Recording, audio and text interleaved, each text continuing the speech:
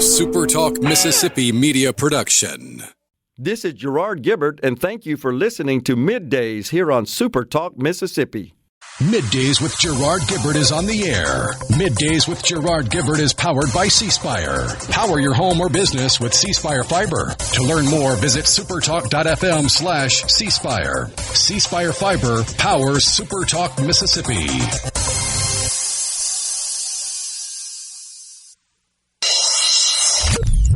Get ready to go beyond the headlines and join a meaningful conversation with people from around the state.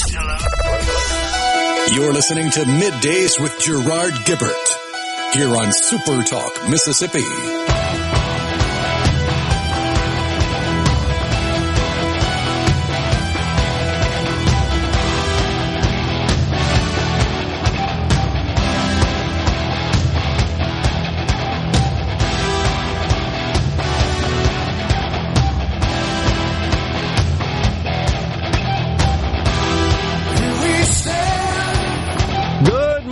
Everyone, and welcome to MidDays, SuperTalk Mississippi. I'm your host, Gerard Gibert, along with Rhino in the Element Wealth studio, guiding you through the middle of your day with facts, fodder, and fine music on this Friday Eve. I'm sure you've seen the terrible news out of the nation's capital. Plane crash, an American Airlines regional jet stage for landing there at the airport, National Airport, collided with a Sikorsky, a military helicopter. It is now presumed that everyone on board has perished. Rhino is the latest news I'm seeing. The president is scheduled to address the nation here in just a little while. This, of course, crash occurred over the Potomac River. Man, just didn't expect to hear that. I can't remember what I was watching last night, and boom, all of a sudden the notifications started blowing up. I'm sure you probably had the same. American Airlines Flight 5342, operated by PSA Airlines, 60 passengers and 4 crew members aboard, occurred about 9 p.m. Eastern Time when it collided midair with a U.S. Army helicopter. It was landing, of course, at Reagan National Airport. That's actually located in Virginia, about 5 miles from the nation's capital, en route from Wichita, Kansas. Air traffic controllers were, of course, in communications with American Airlines Flight 5342, and they asked if it could land on a shorter runway. The pilots agreed. Regional jet, based on the weight of the aircraft, that's how they figure out what kind of length of runway they need, and was asked, and they agreed. They cleared the jet to land on said runway, and the flight tracking systems show that the plane adjusted its approach. But then just totally unexpected and out of nowhere comes this Sikorsky, this military helicopter. They collide over the Potomac. The video is stunning. Have you seen the video? And even though it's shot from fairly long distance, long range there, still, though, to see that in the clear night sky, that explosion and the bright fire coming out of the impact, the crash, the collision, it's incredible to see that. So we're waiting on the president to address the nation, talk about this plane crash, such a tragedy. And if you guys are like me, you've probably consumed a number of interviews from air traffic controllers all the way to Black Hawk pilots, and talking about what could have happened here, and all kinds of theories are just really, we don't know at this point. It's just very unusual to have this situation. Very unusual. Now, it's my understanding, Rhino, that this particular rotor aircraft did not have collision avoidance and detection systems on board. Apparently. Those are very common, and I think may be required on all commercial aircraft. It's are. Relatively new technology. I mean, last couple of decades or so? Yeah, it was developed after, what was that mid-air collision in the early to mid-'70s. Yeah. That sparked the drive to develop the technology and require it on all commercial aircrafts so that nothing like that would happen again. Gotcha. I don't remember what that was, though. I do remember the crash. I don't remember the specifics of it, but it's right, required now, and even commonly found on private aircraft because the cost has come down, the technology's improved. I mean, it was a luxury for a while in private aviation, but heck, even standard single-engine aircraft, single-engine non-jet-powered aircraft will have those on board. Fairly common. All that's changed. Collision, can't remember, is it CTAS or something like that? Collision Avoidance and Detection Systems. I may have that backward there. Have to look that up a little bit. But nonetheless, it's my understanding such technology was not on board the helicopter. And I heard a Black Hawk pilot talking about flying around that area when you have all the other lights. Said that you could actually mistaken a vehicle on the road, on the ground, in the distance for an aircraft or vice versa. That it kind of all runs together. I was a little surprised by that. And then they also have night vision glasses on board, right? That they often use to fly those aircraft. Folks that know more about flying military-style rotorcraft are more familiar with that, certainly, than I am. But just in watching all these interviews, I kept learning more about the technology, the craft itself, what could have possibly happened. Right now, I think we just have theories. We don't really know. Transportation Secretary Sean Duffy, he, of course, succeeds Pete Buttigieg in that position. He was somewhat reserved in his comments as well last night, and I understand that because we just don't know. We haven't investigated fully what could have possibly happened and still recovering information. But it does appear mass fatalities have occurred. That's been confirmed, and there don't appear to be any survivors. So sad, man. Saw a report this morning of an individual that was talking to a reporter about his wife being on board and showed the reporter the last text communications he had with his wife on board. I'm landing in 20 minutes, is what the message said right before this occurred. Man, so sad. Just so sad. Federal law enforcement officer said only a few bodies were pulled from the river. Ice chunks floating all over the place. Temperatures in the low to mid 30s. Not really good conditions for divers to work in. 300 first responders on site. And you could see the live coverage last night just along the paralleling the river is just a sea of emergency vehicles with their flashers going out. Really incredible. It was PSA Flight 182. Ah, yes. It was also PSA. And what year did that occur? That was September 25th, 78. Man. It really got the ball rolling on preventative measures on the ground, and then there was another almost identical midair collision in 86, Aeromexico Flight 498. That really was the last straw, and traffic collision alert and avoidance systems were then commanded to be installed in all commercial passenger aircraft. Okay. I had it backwards. I said CTAS. It's TCAS.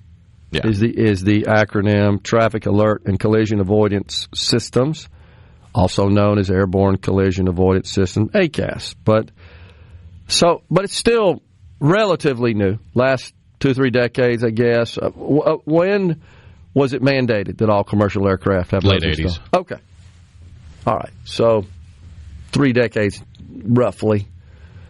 And then, the same thing with respect to just as far as new technology that's now required to be on board, installed in commercial aircraft, was wind shear detection technology. And that, the result of, could never forget this one, that was also a crash in the 80s, a Delta L-1011, big TriStar.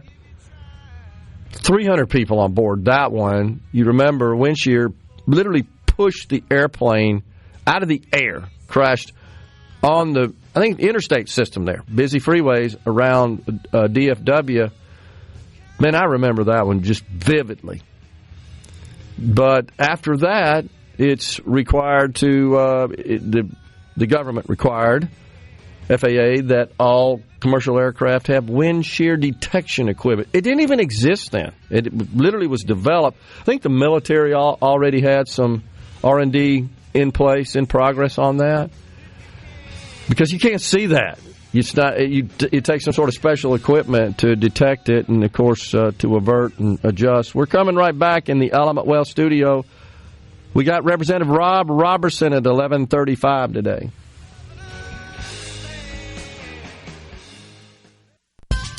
Hey.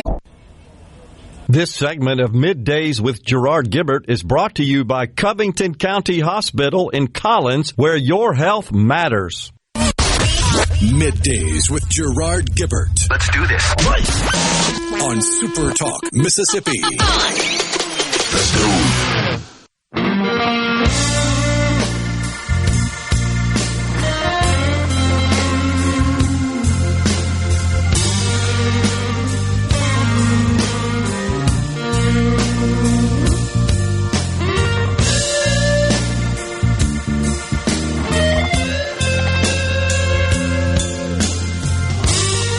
Welcome back, everyone. The president now at the podium in the White House delivering remarks on this deadly plane crash last night. So sad. 28 bodies recovered. No survivors expected after this midair. 60 passengers, 4 crew on board. The military helicopter had 3. So, Rhino, I caught one of these Black Hawk pilots who said that particular model helicopter could actually accommodate a crew of up to 17. I was a little shocked by such a large number. So that would indicate that's a fairly large helicopter, rotorcraft. Interesting. So let's see. I was a Black Hawk helicopter. It's a great rundown here. I don't know if I can get to every bit of this. It's pretty long, but we do appreciate you sending us some information. I was even a crew chief in the Army, even a flight instructor. This means that I trained crew chiefs and ensured they completed all training annually to maintain their flight ratings. One massive responsibility we had was to be the eyes for the pilots. That was talked about as well with one of the Black Hawk pilots that was interviewed yesterday, that everybody in the aircraft, in this case the helicopter, is supposed to be watching out for traffic. And honestly, for those of us that I used to fly, little Piper Lance, the more current version, the Saratoga, but it's a high-performance single, which means that it's got variable pitch prop and retractable landing gear and adjustable mixture. That makes it high performance in the private aircraft world. But where I'm going with this is, you were always taught you got to scan constantly. And if you got passengers on board, especially when you get around airports, taking off, that's where you're likely to encounter more traffic. Now, controllers are going to tell you, they'll announce to you your tail number and say, hey, check the traffic out at some degrees and some altitude. That's all part of it. Now, that's provided you can see. If you're in instrument flight, flying under instrument flight rules, and you're in the soup and you can't see, you got to rely on air traffic control to tell you what's going on, unless you've got a TCAS system on board. Well, I didn't. It wasn't common and not required, I do not believe, for certain classes of I haven't kept up with that in a while, of private aircraft. But so I was just saying that I don't think this helicopter had it on board. And so our pilot here that sent in this text says, I can tell you after doing this for hundreds of hours, even when you know exactly where a Black Hawk is and you have night vision goggles on, it is extremely hard to see the aircraft. And that's what this pilot was saying last night. These birds are designed to be hard to see at night. Makes total sense to me. The red and green lights on the side get lost in the lights of the city below. It's exactly what that pilot said. The only lights on top of the aircraft are called slime lights because they are very, very, very dim green, incredibly difficult to see. I will point out, though, that the aircraft on final approach, coming in for a landing to the runway, has priority in the traffic. So, sure, you got to look out for other traffic around, no doubt about it, but they have priority in just the traffic prioritization process. Pilots are talking to each other about where they are, observing on the instrument panels. Right, when you got that kind of technology. This means neither are looking outside the aircraft. The crew chief might be conducting a fuel check where we would also be looking up into the cockpit at the fuel gauges and the clock. Absolutely. This can lead to moments where all three people on the aircraft are all looking inside. Makes sense. Not supposed to happen that way. We're supposed to announce when we are coming inside or back outside. Interesting. I wasn't aware of that. But that doesn't always happen, etc. So 999 times out of 1,000 aircraft incidents always come down to a series of pilot and crew errors. Completely agree. And though my experience is on obviously a way smaller scale, I've got about 1,200 hours on a Piper Lance. No doubt about it. Anytime I ever encountered any sort of issues, mishaps, always. 99.9% of the time, it's pilot error and not a function of some sort of aircraft malfunction. That certainly happens, but that's a whole lot more rare. And that's because, as I know this pilot knows, that unlike your car, your aircraft's under constant maintenance. And once a year, they literally take it apart and put it back together. It's called the annual inspection. If you did that to a car, your cars would last 40 years as well because you're constantly rebuilding them. And the mechanic that does that doesn't sign off in your logbook that your aircraft's fully inspected and certified for flight. They can literally ground it. You can't say, well, I don't have the money to make that repair you're saying I need. Okay, well, this plane ain't going anywhere. That's the way it works. That's the way it should work. That's what makes it so dang safe. Incredible. Really is. Well, let's see here. What else we got on the C Spire text line? TCAS. Yeah, Brian and Madison corrected me. Thank you. It's been a while, Brian, since I've dealt with that, and I recall it becoming sort of more commonplace and more affordable to small private aircraft like mine, and folks were starting to install that. But again, I think because it is so affordable and so useful, so functional, I think we have more going on. Will you be able to carry some of the president's remarks live? No, we can't. He is saying right now, just looking at the screen here, we need high standards in aviation. Not sure exactly what he means by that. If there was if we could point to some low standards as the cause here. I mean, sure, I agree. We do need high standards. I don't know specifically what that means in terms of any adjustments or changes. That's what the captions on the screen says right now as he's addressing the press at the White House.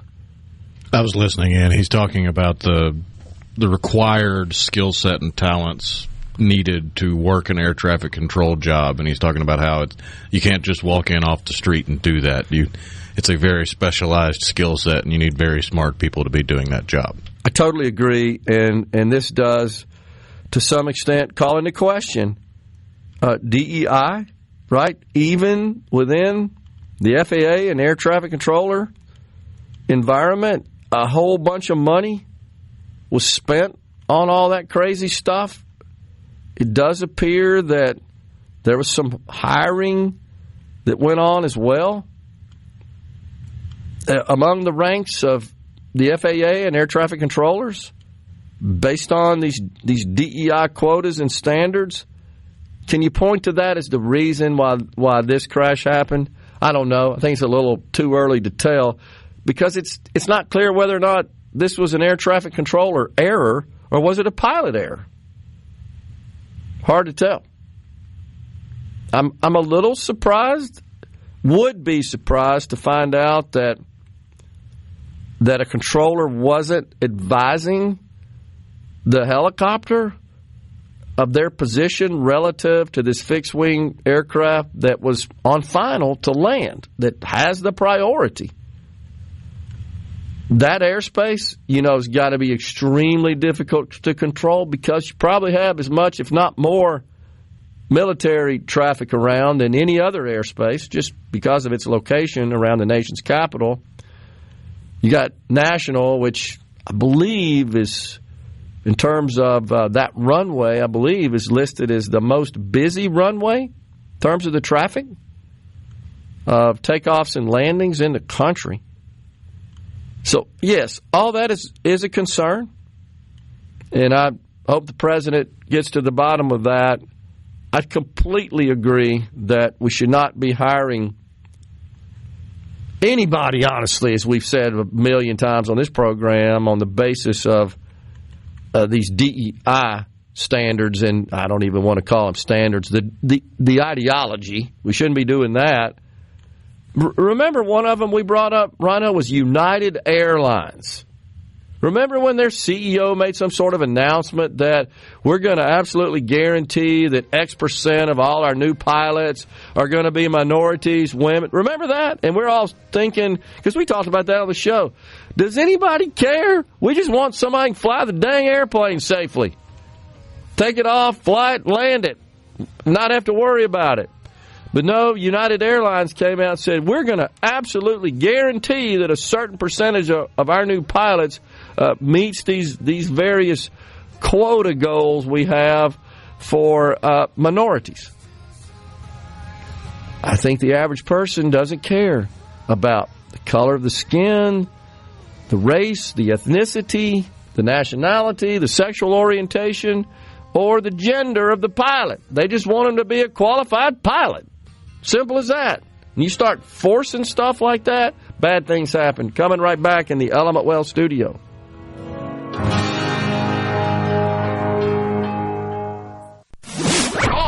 Middays with Gerard Gibert. It is on SuperTalk Mississippi.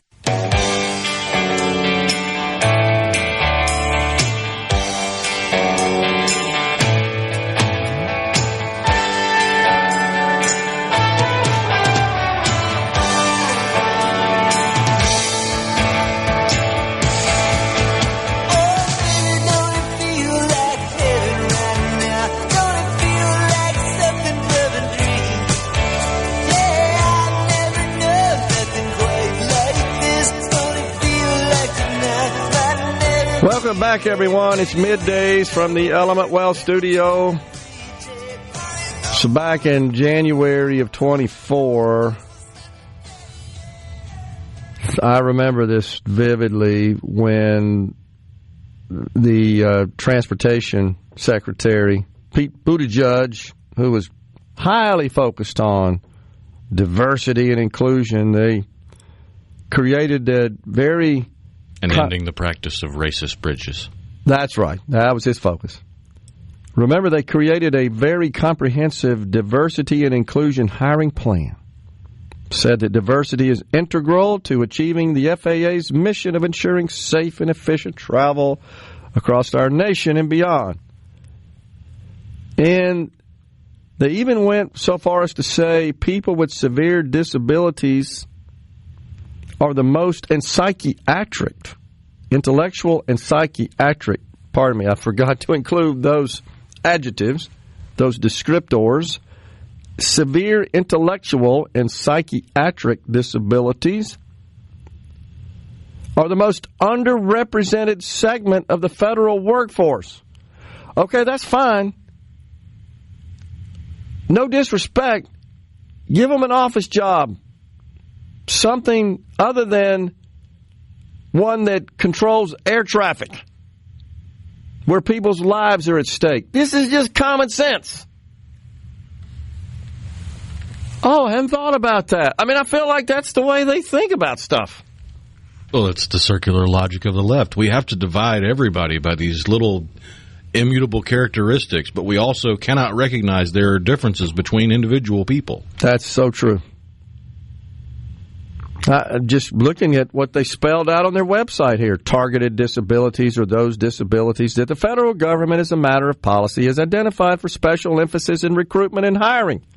They include hearing, vision, missing extremities, partial paralysis, complete paralysis, epilepsy, severe intellectual disability, psychiatric disability, and dwarfism. Man, I don't know. It just doesn't sound like that's going to cut the old mustard to be an air traffic controller. I'm sure there are a few. I could be persuaded. But in general, when you're emphasizing that and you're focusing on that, instead of hiring people that truly are qualified to perform that job, bad things happen. And we're not trying to jump to a conclusion here that that's what was going on here. You told me you just sent me some of the audio from the exchange, the communications, right, between the air traffic controller and, was this the airplane? Is that what you said? It's air traffic control audio between American 543 or 5342 and the helicopter PAT-25. Okay. And Reagan Tower clears the American Airlines plane to land, advises the helicopter to watch for traffic, and then they collide. Man. Well, so it's not clear whether or not the air traffic controller had provided navigational instructions to the helicopter. I mean, clearly they did to the airplane. We want you to land on runway number whatever. Is that okay? Yes. Okay, you're cleared to land. And so the airplane at that point does what's necessary to get in the pattern to land on that runway. I mean, that's the way it works. That's common. And my understanding is over the river on final, right, coming into the runway at fairly low altitude because they're descending for landing. And that's when the collision occurs. Playback of the radar is legitimate. There were alarms sounding well before the collision happened. Interesting. Little red alarms popping up above the radar signature. You're talking about on the aircraft itself? On board? On the radar in air traffic control. I see. So they saw what was going on. A video has leaked out of purportedly a replay of the event on radar. So the question is, should air traffic control have noticed that and taken action? Issued instructions? Yeah, I'm watching it right now. You've got the helicopter going south on the radar, the plane going north on the radar, and then boom, CA, blinking in red above both of their tail numbers. Yep. On the radar. Well, so again, it would be inappropriate to jump to any conclusions here at this point about this. It really would. What the president just said is that he puts safety first and Democrats put politics first. There's a lot of truth to that, no doubt. But again, I think we got to wait for a thorough investigation of everything that happened here before we start ascribing blame to any party. I just think too much unknown in less than 24 hours. Just have to keep working on it. Interesting. What else we got on C Spire text line? Let's see. Somebody sent a screenshot. Well, the system may have been fully functional. The plane being low to the ground meant that the system's highest alert, known as a resolution advisory, was triggered. Resolution advisories are inhibited during approach to land when the aircraft's below 1,000 feet above ground level. It is likely that the system was partially inhibited during the approach. Interesting. Kelso in Ocean Springs says, I heard the ATC recording. ATC warned of traffic, and the Blackhawks said they had it in sight. And that's the way you're supposed to respond as a pilot. When they check in and give you a traffic advisory, you're supposed to confirm that. In fact, I've had that happen before, Rhino, where I didn't know they were talking to me. You got to listen carefully because they'll bark your tail number out. Pilots out there know that. And I wasn't sure it was for me, honestly. And the appropriate thing to do, if you've got some dead air there, is to say, whoever you're talking to. Jackson Tower, for example. Was that for 6-4 Mike? That was the tail number of my airplane. Yes. And so then you confirm we have it in sight. And you're not supposed to confirm till you have it in sight. And sometimes they'll come back and say, do you see it? And you'll say, I don't see it yet. Give me another position. I mean, that's the way that the communications is supposed to work there. ATC warned of traffic, and the Blackhawks said they had it in sight. The problem, it appears to be that they had the departing aircraft in sight, but didn't see, the landing plane on final approach. And that, I think, is, again, a function of being at low altitude and seeing a bunch of lights all over the place and trying to figure out. According to the interview I saw this morning with an actual Black Hawk pilot, sometimes they all kind of blend in. And you may think that's an aircraft, but it turns out to be on the horizon, a vehicle. I can also tell you this, and folks out there that are pilots, it's even harder when you're over water. Things get harder. Now, this is arguably, I understand that this is a river and you got lots of structures and ground around it, but there's something about flying over water that's just a little more difficult. Certainly, it's harder to see the horizon is one thing. When you're flying visually, again, looking at a horizon on the water versus over the ground is a completely different experience and set of senses. Don't know if that's what happened here. We're speculating, and I'm sure we'll keep hearing more. Mo says, I heard the helicopter was 300 feet above their assigned altitude. What happened to the 1,000-foot vertical and horizontal clearance? ATC should have been screaming at both of them. That's absolutely true, Mose, and that's a good point. They're supposed to keep that separation of a minimum of 1,000 feet. Help me recall all those rules, Mose. It's been 20 years since I've been in the left seat. But is it, I can't remember, is it 1,000 feet, Mose, even below a certain altitude? Seems like it starts to shrink then. But in general, I know you're right. 300 ain't enough, and that's a problem. The video or one of them showed an aircraft increasing in elevation after instructions were given to climb to 3,000 and hold. Wow. Okay. So we're going to keep learning more and more about this, no doubt. No DEI hire. Stupidest thing this country has ever done. Well, the president has made that very clear. And, in fact, this morning, the Transportation Secretary, Sean Duffy, took swift, immediate action, rescinding, this actually occurred yesterday, DEI policies. And that was, of course, after the president signed off on the abolition of DEI policies in government, and also says he's on board with advancing the president's economic agenda. So it's in process. I agree with you, by the way, on the C Spire text line, and Lord knows Rhino and I have been railing on this since 2020 when it all really started to take shape.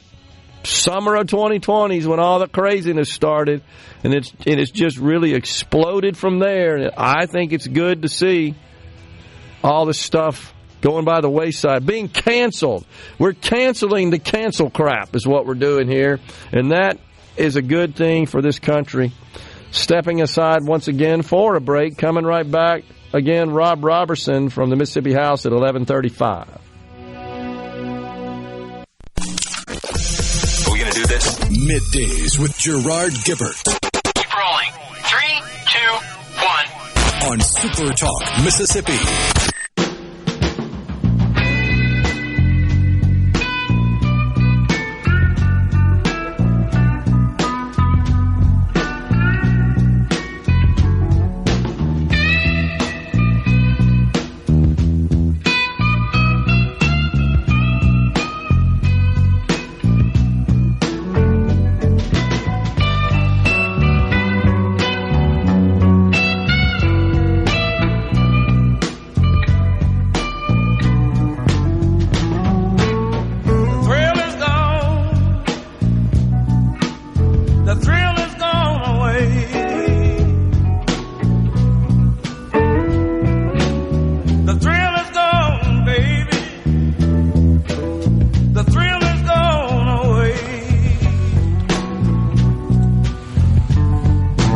Mose wrote back, 500 feet VFR. That sounds right, what I remember, Mose, as well.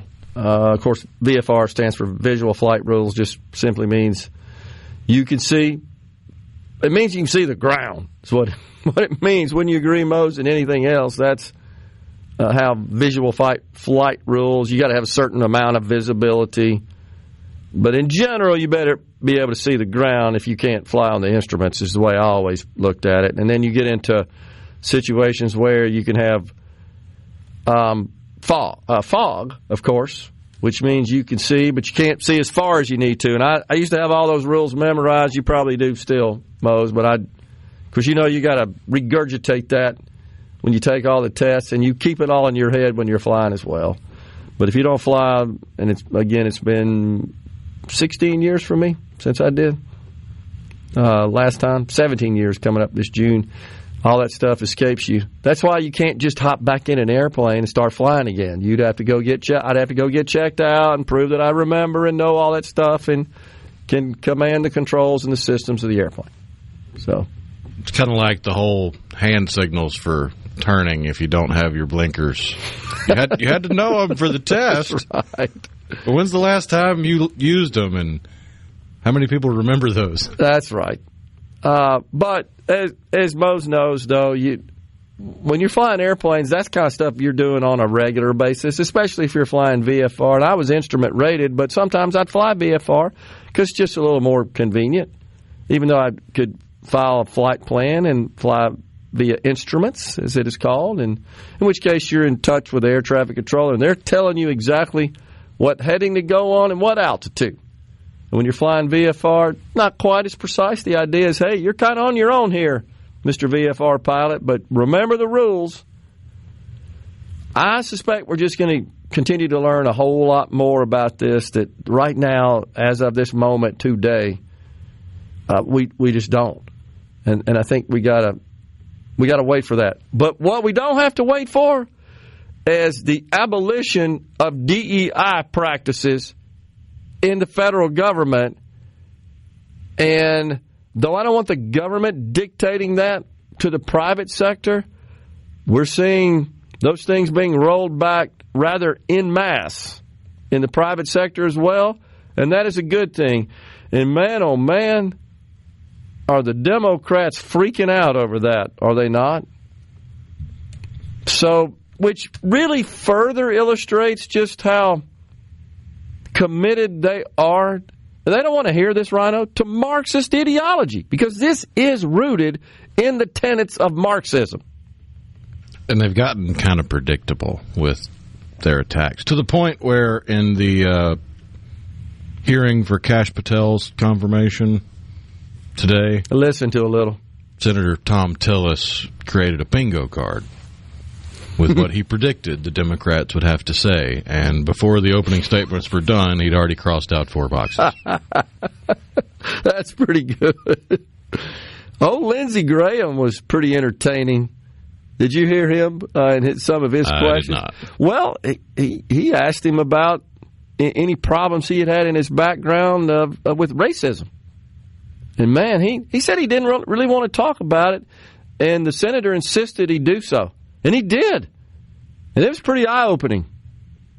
But what it tells you is that the Democrats can't stand a conservative minority. They can't. They discriminate against them. They ostracize them, do they not? They excoriate, smear. It's ridiculous. The president's right, though. We're about safety, and they're about politics. Bravo to him. That is a great way to frame it right there. And that's what happened. Again, we don't know that DEI played a part in this. I will say this. Do you guys not feel more comfortable, more confident seeing Sean Duffy at the reins there of Transportation Secretary, addressing the nation, handling this issue? I mean, he's been on the job for a week. He's got to deal with this. Is that not a little just more refreshing and just exudes more confidence than the prior guy, the mayor of Peoria or whatever the hell he was? Like by a long shot, because Secretary Duffy just spoke common sense. That might be why the latest Quinnipiac polls showed that only 22% of males in the U.S. have a favorable opinion of Democrats. Wow. 22%. Well, they brought it upon themselves. There's absolutely no doubt about that. Time for Fox News and SuperTalk News. That's because it is top of the hour. Man, first hour in the books. Coming right back with more after that break. Stay with us. Middays with Gerard Gibert is brought to you by the Mississippi Business Journal. Visit msbusinessjournal.com. Scott Coopwood, publisher. Get ready to go beyond the headlines and join a meaningful conversation with people from around the state. You're listening to Middays with Gerard Gibert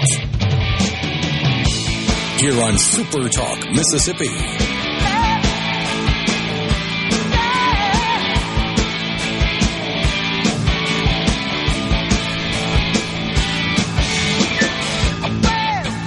We are back with you in the Element Well studio on this Friday Eve. Hour 2 of the program in progress now. Today on In a Mississippi Minute with Steve Azar, you'll hear an interview with legendary comedian Bill Engvall, who's going to be performing at the Pearl River Resort this weekend. In a Mississippi Minute with Steve Azar is presented by Superior Catfish. Remember, there's catfish, then there is Superior Catfish. It's U.S. farm-raised catfish with homegrown flavor. Ask for it by name at your favorite store or restaurant. Go to superiorcatfish.com for more info. Tomorrow... It's hard to believe it's been 20-some-odd years since Bill Engvall's Here's Your Sign. Yeah, that's right. He was doing it long before then, but that was like the special that kind of put him on the map for it. That's pretty cool. Tomorrow...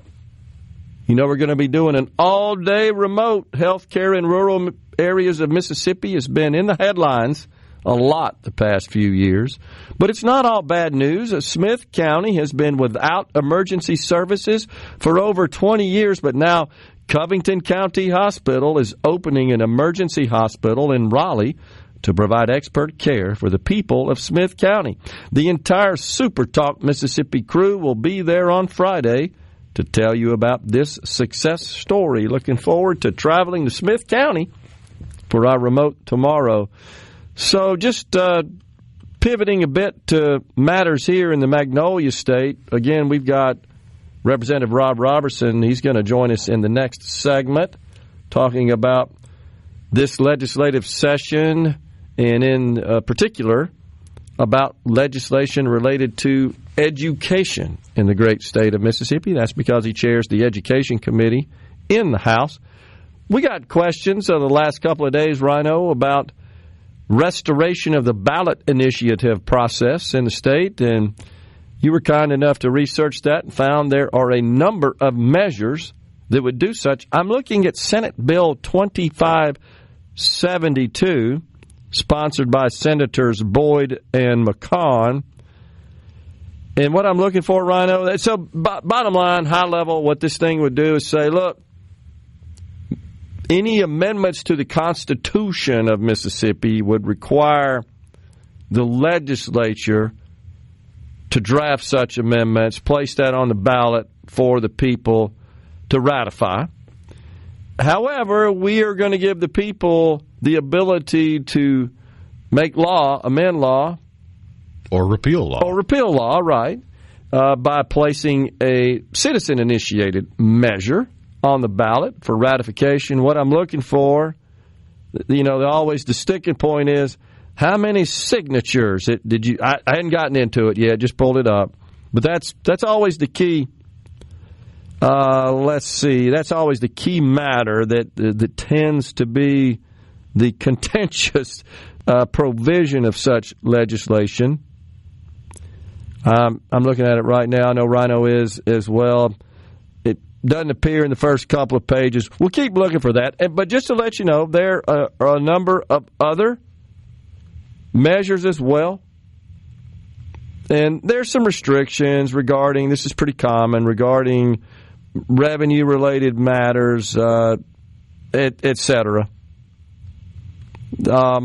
I'm looking for the signatures. That's the main thing I'm looking for. We're going to keep looking for that. But that's going on. Yesterday also, the governor delivered his annual State of the State address. There's no doubt this governor, Tate Reeves, hyper-focused on cutting taxes, specifically full elimination of the income tax. You know, we have a measure that would do such, phasing it out over several years, beginning in 2027, phasing it out over 10 years, to be specific. That is HB 1 in the House of Representatives. It has passed the House of Representatives. Has been processed, how about that, down to the State Senate for their review amendment. However they intend to address that measure from the House, it is our understanding that they're also crafting a bill that would implement some sort of tax reform here in the state of Mississippi. So we await that measure. We look forward to that. Ben, it looks like, is already taking a look at this measure, this SB, 2572? I think I got that right. Just scrolling through it. He says that bill would require 66% vote of the people. Absolutely ridiculous, and I would never support any process that requires more than 50% plus one vote. That is, I think, similar to, if not identical to, right, Rhino, to a measure filed in the Senate. Was it last year, perhaps a couple of years ago? I remember the rather interesting debate about that requirement to have 66%. Yeah, I'm seeing it now as well, Ben. The proposed certified initiative may be adopted or adopted as amended by a 2/3 vote of each house of the legislature. Pardon me, that refers to constitutional amendments, so spoke a little soon there. But, yeah, I do see now that there is discussion of a measure requiring 2/3 of the people to vote in favor of it in order to ratify.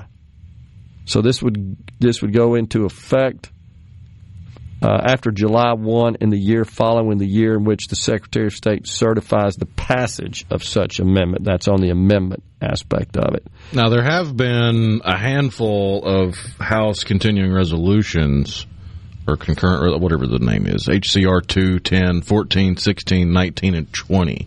Okay. Were all filed to propose a constitutional amendment that would change the language, and they all do it in a variety of ways, but essentially fixing the Constitution so that the ballot initiative is no longer voided by the opinion in Madison County. Okay. Gotcha.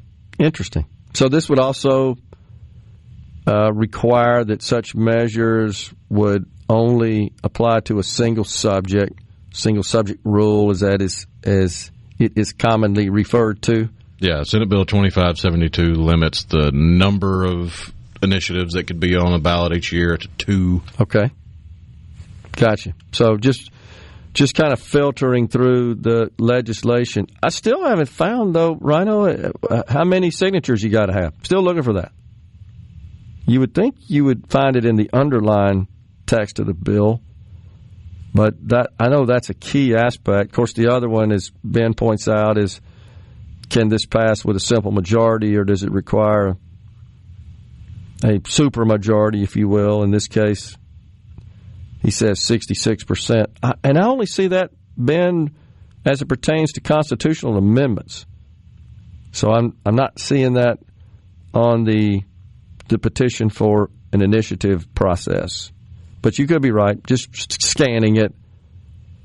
Rhino's looking at that as well. What else we got?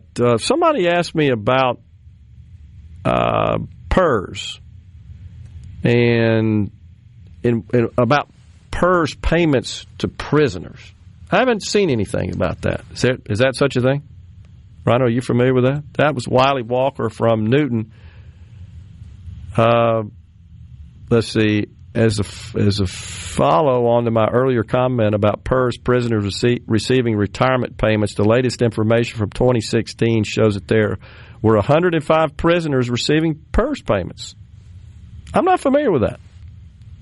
I wasn't aware. I don't know that the law would preclude someone who's in prison from receiving benefits that they earn through the PERS program. Maybe that's part of our law intended to be a punishment for those who are PERS members that broke the law and were convicted and sentenced. That's interesting, though. Have you found the data in that bill about the number of signatures? I don't think it's listed. It keeps referencing the Constitution, so maybe this bill is hoping that someone fixes the Constitution, and then this would be a matter. I got you. Because I don't see it in any of the proposed new text of law. Well, I don't either. Okay. Well, I'm glad to know I'm not the only one. But so I'm not sure where Ben got that to ratify a simple ballot measure that would repeal current law, make current law, amend current law, requires 66%. Did you That's find that? That's in the legislature. Right, that's what I thought. Certified not initiative may be adopted or adopted as amended by a 2/3 vote of each house of the legislature. That would be if the legislature wanted to amend the will of the people. And I was under the impression that was referring to a constitutional amendment requiring 66% vote by the legislature to refer an amendment to the ballot. It's confusing. We're coming right back with Representative Rob Robertson.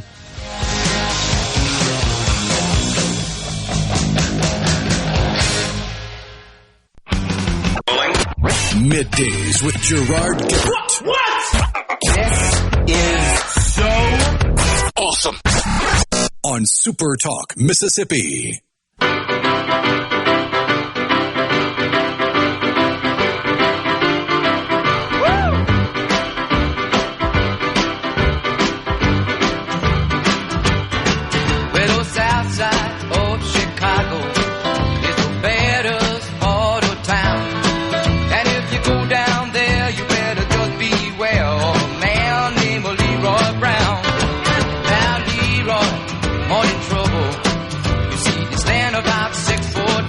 Welcome back, everyone. It's Middays from the Element Well Studio. The C Spire text line 601-879-4395. Our pleasure to welcome now Representative Rob Robertson, serves in the Mississippi House of Representatives, of course, represents District 43, and serves as the chair of the House Education Committee. Representative Robertson, always good to see you, sir. Thanks for coming in. Thank you for having me. I always like coming here and discussing education and all the big events that are going on around it. Absolutely. Well, we appreciate it because there's been a lot of activity.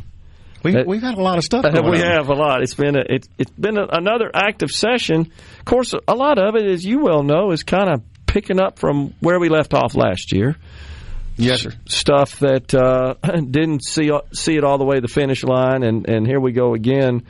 But you've been heavily involved in a number of high-profile measures as the chairman of the Education Committee, and we should point out first that in terms of general fund spending, education constitutes a little more than 50%, right? 53, 55%? Largest budget we have that we get out. And anybody that says that Mississippi doesn't care or doesn't put their money where their mouth is, they're not looking at how we budget. Yeah, it's a good point. Because when you look at the way the money goes out the door, education is top of the list. That is. And, what's amazing to me is we've got such good strides. We are headed in the right direction. I mean, it's amazing to me that we are able to look at things 10 or 15 years ago and see the gains. We are number one on a couple of the national measures that have come out recently, and number one or kind of in the middle of the pack when it comes to actually what we're doing. But we're number one in the movement in our people. And not only that, what's more important is that at the 8th grade we're sustaining. And to me, that's probably the most important part of the study that I saw the other day, was that we are sustaining when they hit the 8th grade. So we're on the right track. I'm always fearful of unintended consequences that we may get off the right track or make a mistake. But that's the reason we come back every year. We come back to make certain that we do put our kids first and make certain that our teachers get the support they need. Well, the governor, of course, rightfully pointed that out, touted the progress we've made in that realm. He always likes to talk about that. It is something to be proud of because we've haven't had the best reputation, let's be honest, in education in our state. We really hadn't. And the truth is, as much success as we may have had, my intentions are for us to get better. Sure. That we should never lay down and say, oh, we've done it. That is not where we should ever be. I often like to, coming from Starkville and SEC town, I used to watch any Alabama coach, and I would always say when they would come out of a win, whether it be Bear Bryant or any coach that's been there, they always were negative about something. They would always come out and say that this is what we need to do better. And in a sense, I think that for our education system, I don't want to suggest that we always come out negative, but what I do want to suggest is we always come out saying we can do better. Yeah. Well, you're right. And that this just means you got to keep working at it. And it's not perfect, never going to be perfect, but that doesn't mean you stop working on it and trying to make it perfect. That's I agree. Yeah. All right. Let's talk about the rather controversial topic of school choice, something you and I have discussed many times. I know the speaker in particular is really high on that and would like to see us expand the school choice options here in the state of Mississippi. You guys are well aware the states around us have been busy enacting legislation that is dramatically expanding school choice. We've got an awful lot of things, and I want to be clear. We've actually been doing some school choice type things.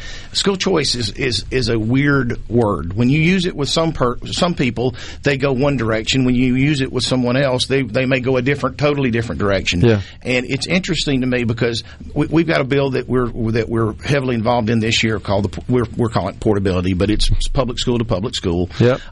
That is a school choice bill. Sure. And now, will it change the world? No.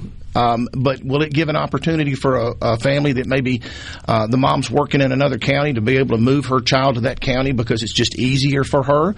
And assuming that school district will take that child, one of the main issues with that particular bill is the school that will lose that child doesn't have a say-so in it, but the school that is accepting that child has to have the capacity to accept it. In other words, if they don't have the ability to accept the child, then now we do have some guardrails in there that suggest that you're not going to, you can't dismiss this child from because of grades or for that matter for anything that's illegal in general, whether that be for race, sex, or any of the other things that are attached to that. But the bottom line is it does give us some freedom in that direction. We also have some bills that affected our military and allowing them to go to a different school district that works for them. Now, the one bill that's out there that we're still having some discussions about are 1433. That's one of probably the biggest. I guess if I've gotten a lot of text on, that's probably the one I've gotten the most text on. That is a DNF district. If you've got a child that's in a DNF district and there is not a school or A or B school within the 30 miles, then you will be able to take your money, the money you get from the state, and that money could follow that child to a private school. Now, that being said, we're still working on details. There's issues on the House side that we're still trying to work out. That bill may change a little bit. That bill may not go anywhere. But the main thing that we need to do is continue talking about these things. You're right. All around us, you didn't take a rocket science to figure this out. School choice is, however you want to look at it, if it's a trend or if it's the flavor of the day, whatever it is, or if it's a long-term fix for us, it's there, and we're going to have to deal with it. And pretending it doesn't exist is not going to help anybody. We have to have conversations. If I believed that was the silver bullet to fix everything in Mississippi, I would have already I would have tried to figure out a way to make that work. Sure. But there are some issues that follow behind that, and I certainly don't want to discount those issues if there's ways for us to try to fix them. Yeah. So let's clarify that, because we've been reading it. We've gotten lots of questions the last couple of days. We've been discussing this on the program. Sometimes I feel like we confuse district with school. Right. So this legislation would allow students to move from either, is that right? Correct. Either a D or F school district or a D or F school. Correct. It could go either way. Okay. And to be honest with you, in terms of how we're looking at it, this could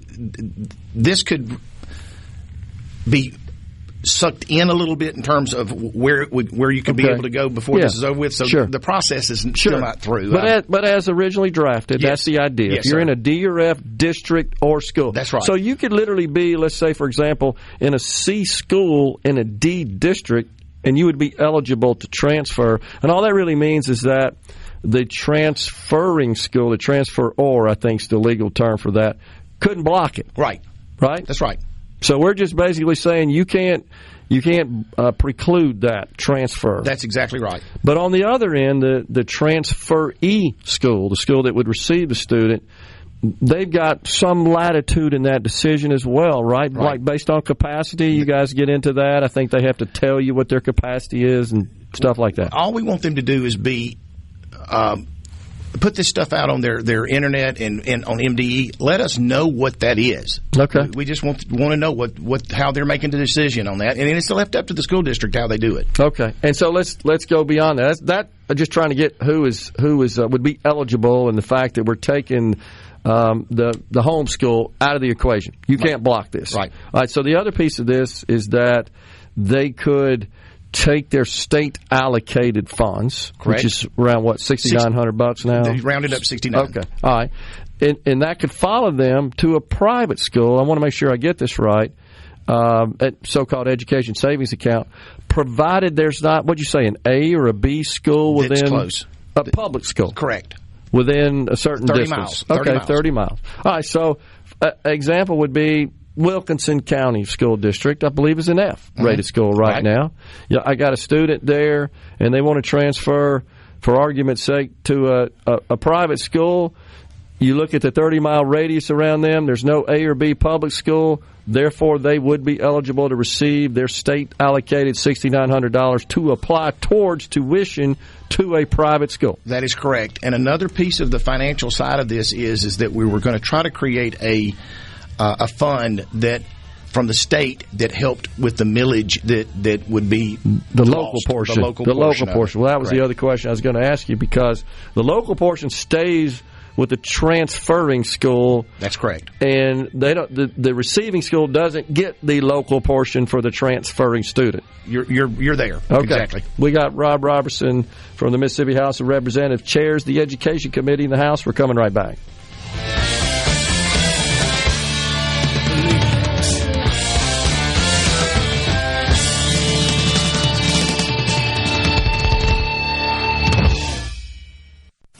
FM. Morning, fans. It's time for Middays with Gerard Gibert on SuperTalk Mississippi.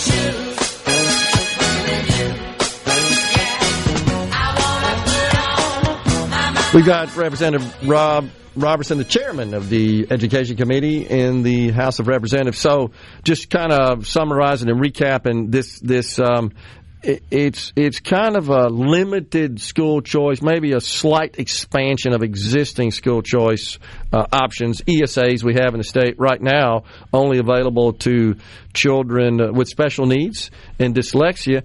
And we ain't putting enough money in that pot to get the deadgum log jam. Hopefully, we're going to fix that. I hope we get that, because I think even those who sort of oppose school choice on both sides there in the Capitol see the need to do that. We got a waiting list. I agree with you. I think that's one of the better things in terms of both sides agreeing on. Yeah. When you have a child with a special need that can be fulfilled somewhere else, that's, to me, a no-brainer. I agree. I totally agree. All right, so this aspect of this legislation, HB, what is it, 1533? 1433. 1433, pardon me. So this aspect that would allow the student in a D or F school or district to go to a private school, their money follows them, and then you cover the local portion, the state covers the local portion. We should also point out the private school has to meet certain accreditation standards. It's always a question, right? They have to have some accreditation standards, and for this particular bill that we're talking about, it prioritizes low-income kids. We prioritize those children from the get-go. That's not to say that someone else might, but whatever money we put into this, they're going to be the priority. Wealthy people already have school choice. Right. They can do whatever they want to do. And one of the things that we had a conversation about, if we're going to go down this road, I want to have the conversation about how do we help that single mother that may be in a bad situation in a school district that she wants to send her kid somewhere else. And that's something that's very important to us. Now, here's the flip side of that. And I know this. There may not be a private school in certain areas within a reasonable amount. What are you doing to help that child? And the truth is, I don't know. Yeah. I'm certainly not trying to suggest to you this has got all the perfections of what we need it to be, but the reality is we got to do something at some point. That's right. The idea is to let the parents and the families figure that out, what the best setting is. That's honestly, that is the entire underlying principle of school choice. That's right there. That's it. Let's talk about this other measure that I think you have authored as well that would dictate some school district consolidation. Tell us about that. The bill that I had planned basically said that we have 82 counties. We're going to have 82 school districts. The intent was to take as much of the smaller districts especially and pull them together and have these children be able to have more of an impact with the money they have. Now, this was administrative, so it really didn't force the school district itself, each school, to combine. It was administratively done, and the hope is that administrator would look at what he has to deal with, and then, if it works, pull those schools together. When we've got school districts, and some folks don't realize this, but we've got schools that only have 500 kids in it. I've got a district that has 500 kids in it. The reality is, and that's not one school. I'm talking about a district. Yep. The reality is that school is not going to be successful, and it's nothing we can do as a state to put enough money into it to make it successful. Right. Because they don't have a millage rate there. They don't have the economic development. You usually have a situation where you're losing population. So it's just a matter of time before that school is probably going to collapse because it can't keep its infrastructure up. Mm-hmm. So we've got to stop pretending that as the adults that run this state, we've got to stop pretending that just because you have this little school that may be operating in a CD area today and we continue losing a population there, it ain't going to work. It's not going to sustain itself. In Ottawa County, we consolidated the whole county. It was hard. I'm not going to sit here and tell our folks out there that it's not hard. But real leaders stand in and stand up and push forward what's right for their kids. And there's nobody in their right mind that looks at what we have currently and would say, oh, this is operating efficiently. How many do we have? 140? We've got around 140. I've heard the numbers a little less than that since we've reduced some. But I just seem to say 140 at this point because the reality is, and I'm not stuck at 82. I'll be honest with you. If MDE gets involved in this, and that may be what we transform this into, is asking MDE to help us pull this together, target the schools that only have 500 to 1,000 kids. What do we need to do with those? What happens to the boards of each specific district? You got two boards, two districts. For example, let's say a city and a county. Let's use my county. of Madison. We got Madison County School District, Canton Public School District. Those come together, 2 boards. What happens? In that situation, they would have to work together at first. But if you had a district that was an F and you had a district that was an A, my knee-jerk is whatever district that's doing well, I want them to have the advantage in terms of making decisions. However, you still have to give the people that live in that other part some representation. Does the bill prescribe that? Lay that out? Tell you how you got to... Supervisors' districts. In the particular bill we're having, it goes to supervisors' districts, and you elect them from that. So we'd have 5 board members of each school district, just as we have 5 supervisors running a county, That's right? Okay. And so it just mapped to that. This bill was intended to be as somewhat of a no-brainer as you possibly could have in terms of, well, you already have this set up, why not use this? Yeah, that's the roadmap for it. Okay.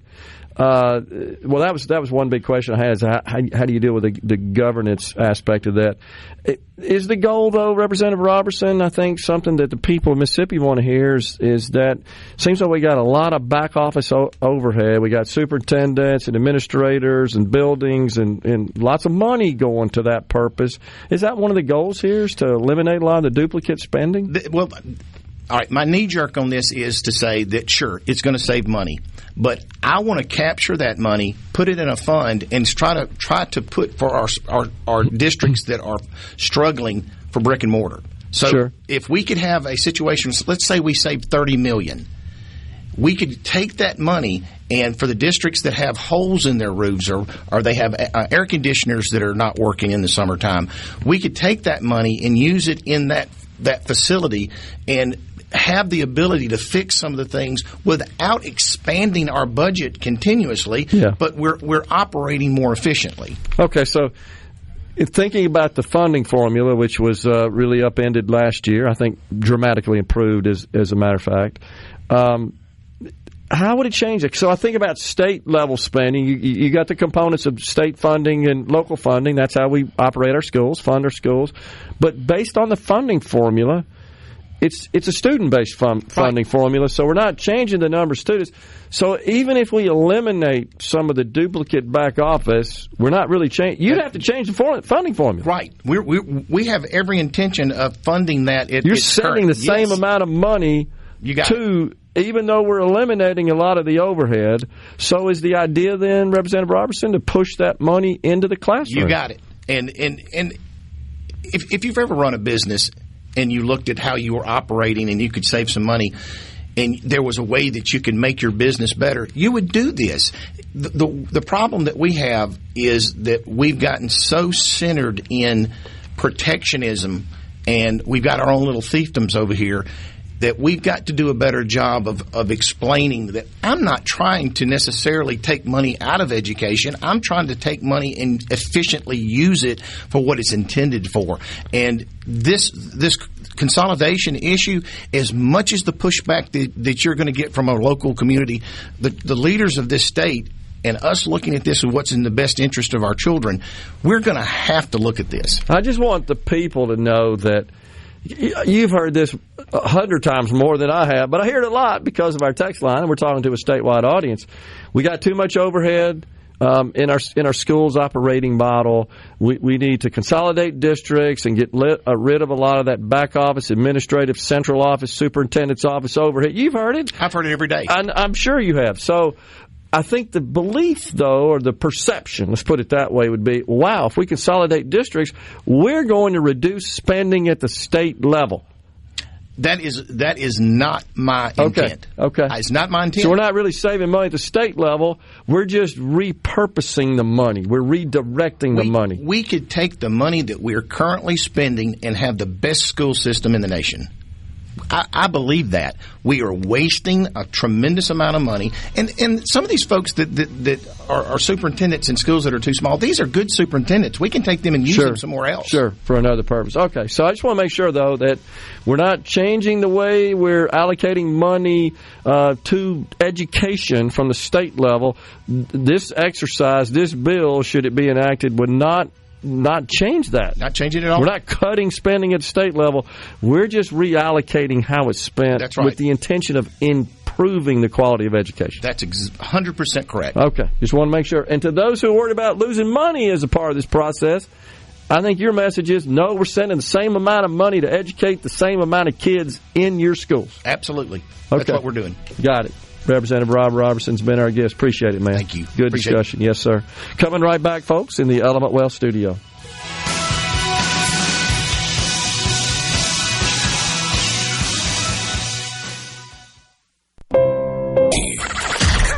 Come on. Middays with Gerard Gibert. All right, we are back on SuperTalk Mississippi.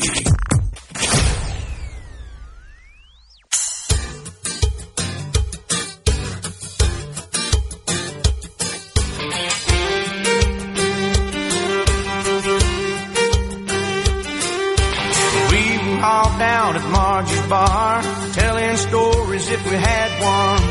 Someone fired the old jukebox up. The song it sure was a sad one. Teardrop rolled down Bubba's nose from the pain the song was inflicting. And all at once he jumped to his feet, just like somebody kicked him. Bubba stopped the jukebox last night, said it played a sad song and made him cry. Went to his truck and got a 45. Bubba shot the jukebox last night.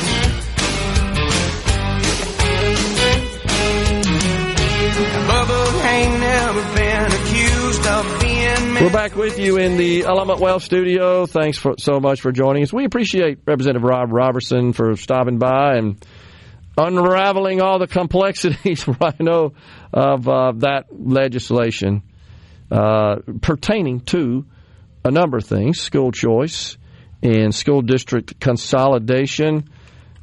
But again, to our audience, and this may not be what folks want to hear, which is, wait, we're going to consolidate school districts and eliminate a lot of this back office overhead. And what I think many people see is frivolous spending, duplicate spending, especially if you got a whole district with 500 kids. Well, that doesn't make any sense. I agree. And I think that the natural reaction is, wow, if we consolidated school districts, we'd cut costs. Thus, we'd spend less at the state level. That would require amending the formula that just passed into law last year, because the current formula for education spending includes is calculated based on students. It doesn't take into consideration how many superintendents you have and how many physical plant personnel you have and administrators you have and all that you have at these school district offices. It just looks at the total number of students you have. Boom, that's the amount of money you get. So, and that, by the way, has four components to it. The funding formula does. And we certainly could amend that. The legislature could do that. I just wanted it to be clear to our folks that doing so, consolidating school districts with the objective of cutting cost at the state level would require the legislature amending the existing school funding formula. That's all I was trying to do, is make sure that was understood. So when you look at that funding formula, just the base student cost is kind of where it starts, and then it's adjusted from there based on the number of low-income students that don't speak English, special needs students, sparsity of the population. Remember, that was figured in there, Rhino. So district schools that are having to bus kids for long distances, they incur higher costs as a result of that. And so it includes that in that formula. The base student amount is what it's called, the BSA, sparsity, concentrated poverty, career and technical education, gifted, special education, English language learners, low income. All of those are adjusters to the base student formula, and the base student formula considers instructional cost, administrative cost, personnel, ancillary personnel expenses, operation and maintenance of plant.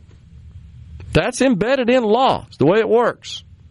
So if we're going to save money, if the idea is we're going to save money by consolidating the back offices, we'd have to go to the well and amend the law to reduce state-level spending.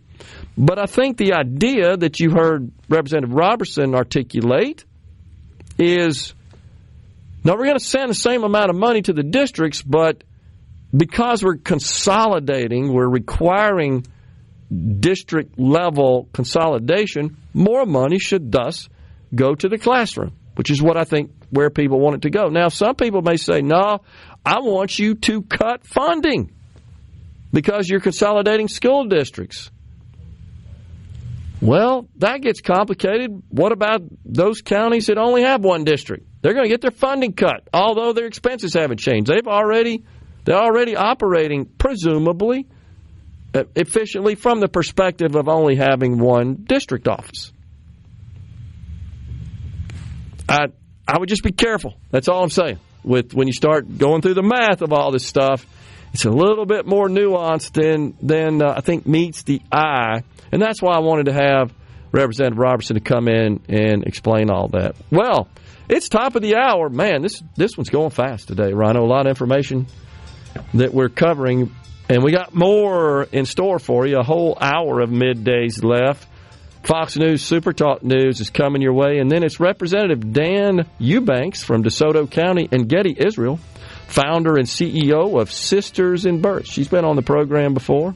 She's a population health expert, author, mother. They're going to come in and talk about nurse practitioner midwives, a bill that Representative Eubanks has authored. Looking forward to that discussion after the news. Stay with us.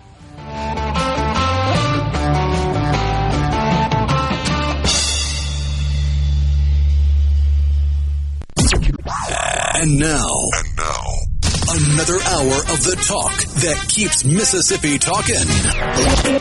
Middays with Gerard Gibert. Begin your transition now. Now on SuperTalk Mississippi.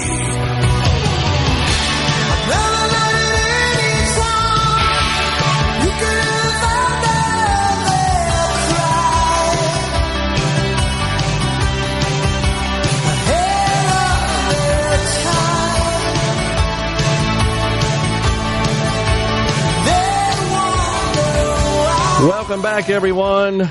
Hour 3, the afternoon portion of Middays, is now live from the Element Wealth studio on this Friday Eve. We welcome now Representative Dan Eubanks. He serves District 25. That's DeSoto County. Also, Getty, Israel, founder and CEO of Sisters in Birth. She's a population health expert, author, and mother, and has been on the program before. So good to see you, Dan. Getty, appreciate you coming in again. It's good to be back, Gerard. All right, so what are we talking about today? You've got a bill, Representative Eubanks, that is related to the services that Miss Israel's organization provides. Tell us about that. Yeah, I'll give you a little backstory and for the listeners as well. I've been blessed to represent the people of DeSoto County for going on 10 years now. And I have served on the Public Health Committee for all 10 of those years. And there has not been a year where we haven't talked about lack of access to care and health disparities and all of that. And so what we've got is every year we have all these proposals and bills that offer up all these solutions that's going to, it's going to be the savior of the problems, right? And some of them have huge price tags to the taxpayers, and some of them wouldn't cost the taxpayers or the state a dime, and it would get us into the 21st century. It would put us in line with sister states, and that is to take and free up some of this oppressive regulation that we've got, especially when it comes to our nurse practitioners, and give them greater authority to just practice the trade that they're licensed to practice, that they were trained for, and to work in the field that they're already working in. There always seems to be objections from the medical community, physicians in particular, object, and I think we had a committee meeting last year, as I recall, where such legislation that would have have provided full practice authority or mostly full practice authority. Right. It had a standard. It said that they had to have so many years of clinical practice. Okay. And a lot of states do that. Okay. Mississippi, the definition of insanity is to do the same thing and expect a different result. We keep crying about all of our problems, but we don't ever want to change how we do it. And so we did have a bill last year, and so the medical guys, the physician guys, what do? They bring in all their in the white coats. In the white coats, they line the room. In the committee room, completely, almost like we're going to strong arm you. And so anytime we come close to trying to fix the problem.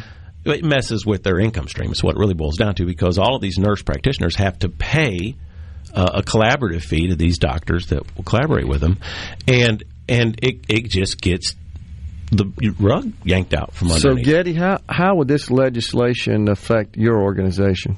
Well, we're planning to build Mississippi's first birth center. Okay. And according to the regulations, only certified nurse midwives can work in freestanding birth centers. That means... Is that presently? Yes. Okay. That means I would have to pay a significant amount of money to an obstetrician, physician, to review a few charts every quarter of my certified nurse midwives who have the training, as he said earlier, have the advanced education, and are licensed and are insured to work within their full scope. Now, I want to also say this. There are 82 counties in Mississippi. 53 of those counties don't have any maternity providers of any kind. No doctor, no nurse practitioners like midwives, and no facilities where those women can deliver their babies. Most of the women in those counties who are pregnant have to drive between an hour and sometimes an hour and a half just to access care. Some of those women end up having babies on the road or at home because they can't reach a hospital in time. Take, for instance, Atala, Benton, Chickasaw, Tallahassee, Lawrence, Marshall, Yazoo. These are just some of them. Winston, Webster, Marshall, Lawrence, Holmes County, Calhoun, Walthall. Those are just some of the counties where women are driving at least 56 minutes to get care. Within those counties, there were about 2,000 women who didn't get any care within the first trimester. No care at all in the first 3 months. Those women ended up having a 15% premature birth rate and a 13% low birth rate. Over 30% of them had C-sections. That's because they didn't have access to adequate care. So if they have to drive a great distance to see an OB in an urban setting, which is usually where OBs practice, OBs refuse to practice in these small towns. Most doctors just don't go there because it's small, the volume of patients are small, so the profit margin will be smaller. Usually Medicaid reimbursement, too. And that, too, as well as... Or uninsured. Yeah, as well as the private plan. And so if a woman has to drive a great distance to deliver her baby, 9 times out of 10, the doctor's going to induce her using a drug called Pitocin. He's going to induce her so that he can control when that baby, or schedule when that baby comes into the world. In many cases, that ends up becoming a C-section. Now, that is the number one surgery in Mississippi. Mississippi has the highest rate in the nation every year. And once a woman in the southern region has one C-section, there's a 90% chance she's going to have a repeat. So who's paying for that? Well, if you look at state employees and if you look at Medicaid beneficiaries, we are paying for that. Hospitals and doctors are earning well over $300 million a year just on the C-section alone. So if we could put the nurse midwife in some of these counties and build birth centers in some of these counties, women would have easy access to excellent care.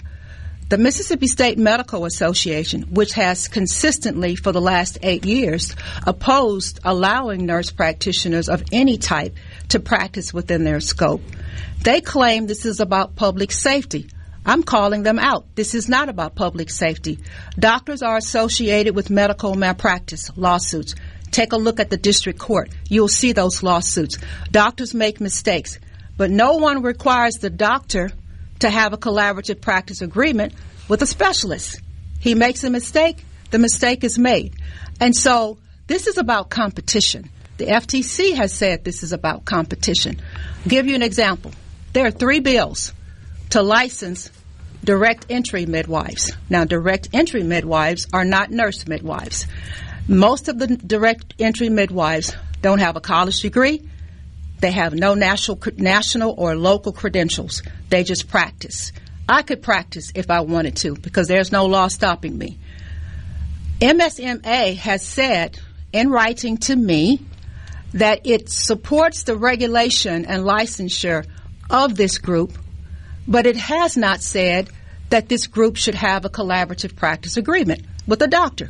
Now, if any group should have a collaborative practice agreement, it should be that group.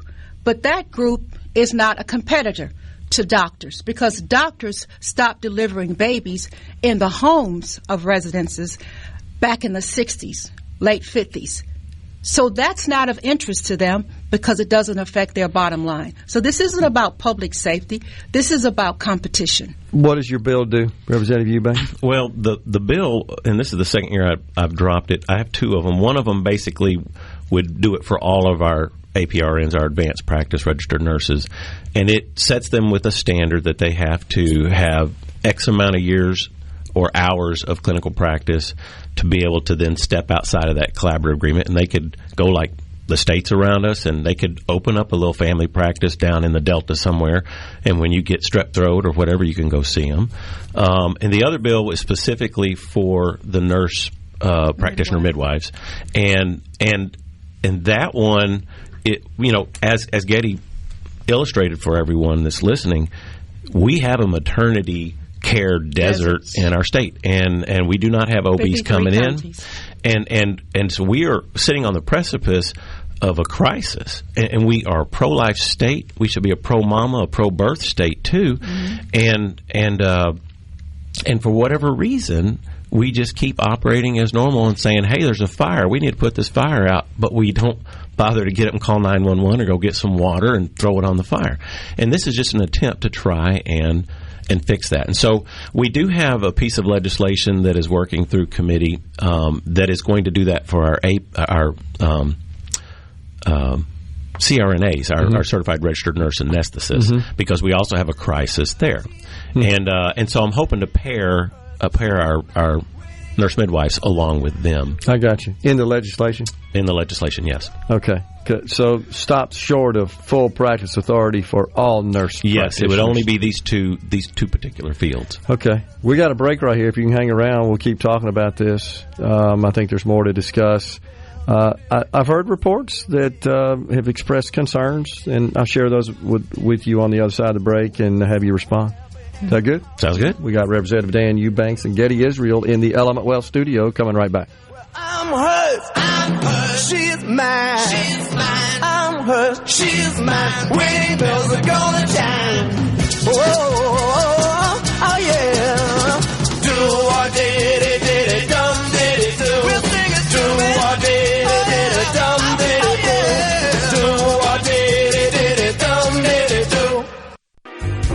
Covering the stories that matter most to Mississippians. Gerard Gibert. Middays with Gerard. SuperTalk Mississippi.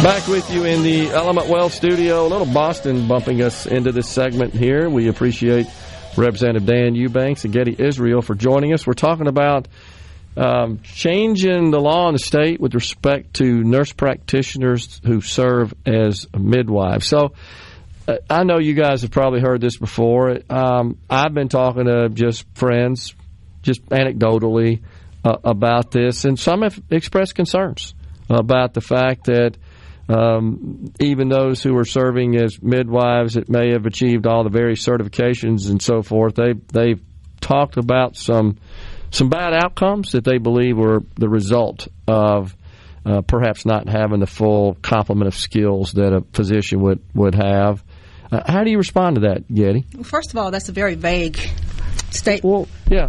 It's a very vague statement, so it's difficult to respond. Physicians have bad outcomes every year. We have the highest premature Well, they also do a lot more, though, right?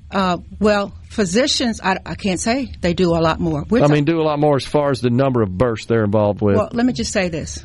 There are only a handful of nurse midwives that are practicing as nurse midwives. Okay. Most nurse midwives can't find a job because doctors don't want them in their practices or in the hospital. All right? That's the monopoly. So they have to work as a labor and delivery nurse or leave the state to actually practice. Okay. So we're losing midwives, to be honest with you. And so nurse midwives are not doing C-sections. That's the major surgery. That's what doctors do. Nurse midwives only treat low-risk patients. When they become high-risk, the nurse midwive's scope is to send that patient on to the OB. So she is not practicing outside of her scope, which is someone who the baby's not breached, it's a singleton birth or pregnancy, and it's a vaginal birth, and she's not sick. All right? She's typically not over the age of 35. Mm-hmm. Typically, this is her first pregnancy, and she has not had a C-section already. Okay. All healthcare providers have bad outcomes. But if we want to assess outcomes, doctors primarily deliver babies in our state. But each year, we have the highest rates of fetal deaths, premature births, low birth weight babies, babies that are delivered by C-section, mothers dying, and infants dying. And that's all done by doctors. Those are doctors. But doctors can't force patients to practice good health habits while they're pregnant, right? Neither can nurse midwives. No, I agree. So I hear what you're saying, but I would attribute that more to the poor health practices of, and people may get mad at this. And I got a bunch of friends, by the way, who are OBs, and I've never talked to them specifically about this, but they do complain a lot privately about their patients not following orders, and it causes problems. Okay, first of all, most doctors spend less than 10 minutes even talking to their patients. Let's be very honest. Well, I don't know. I've never been pregnant, so I can't really attest to that. We have a community health worker program, okay, and we provide free education, exercise. Well, does this mean that doctors in this state, since we're last, and I'm very familiar with that, I've talked about that, last in all those categories, do we have less qualified doctors in our state? I'm not saying we have less qualified doctors. Well, I'm trying to get to the root cause of why we have this bad problem. Okay. Part of it is that many of the women who become pregnant have not had any kind of primary care before they become pregnant. We do have a maternal obesity problem, which is why we address it. Doctors don't address maternal obesity. They don't help women to change their diet. They don't tell women to walk 30 minutes a day, which is what ACOG said they should be doing. You got to be told that, though? You should. Yeah, women need to be told you need to exercise. You got to exercise and don't eat so much that you become obese. You got to be told that? I'm saying when a woman is pregnant, she needs education. She needs to understand that she needs to do things differently. And if a woman is unhealthy when she becomes pregnant, it's simply going to get worse. Agree. Doctors spend less than 10 minutes of their time talking to patients about their health. There are no interventions in place in our healthcare system to address these issues. And I know your organization does that. And you and I've talked we do about that on the program. I've surveyed thousands of women, and I asked them, did your doctor tell you about this? Did your doctor? No. Some of them may lie. But too often women are telling me no, and I'm asking questions, and I'm surveying them to figure out what do they know. Doctors are busy inducing women and performing C-sections because that's where the money is.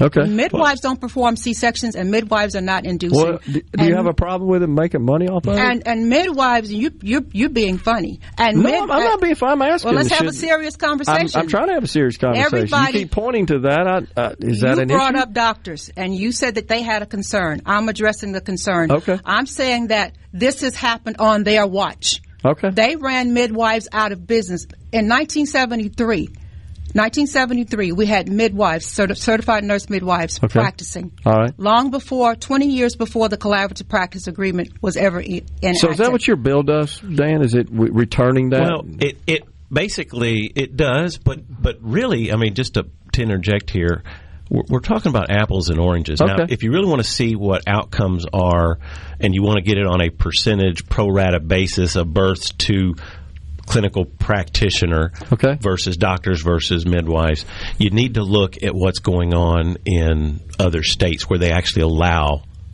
nurse midwives. And statistically, it is lower than a regular physician. So what do the doctors say when you point that out statistically? Well, and I don't think that oppose this. I don't.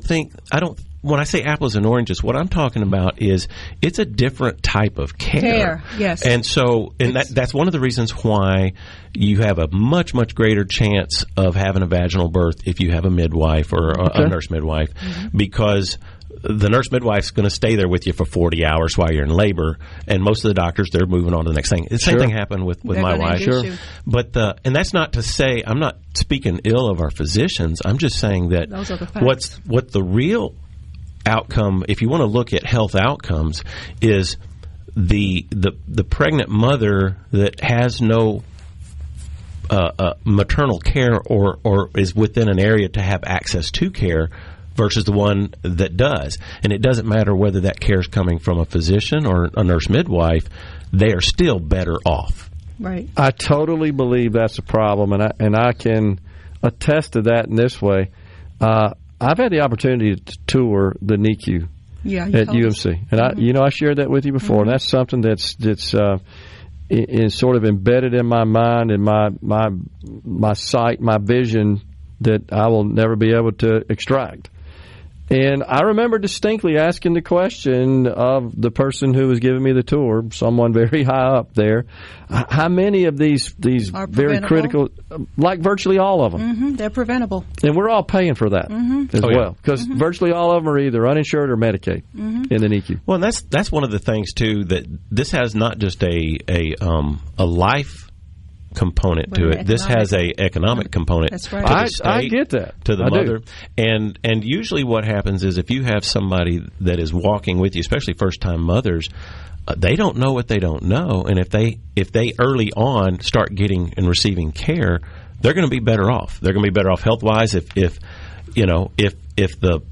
practitioner, regardless of what they are, a nurse midwife or OB, tells them, hey, by the way, you need to lose some weight. You need to get your sugar down. You need to do whatever. It's that way with anything. There's wisdom in counsel, and so the idea is just to expand the ability for people to get that kind of care. And obviously, the current system's broken and it doesn't work. I'm not poo-pooing our physicians. Our OBs do a great job, but that's not to say that our nurse midwives won't do just as good of a job. I get you. And they should be working together in our healthcare system. So where do you think the legislation is going?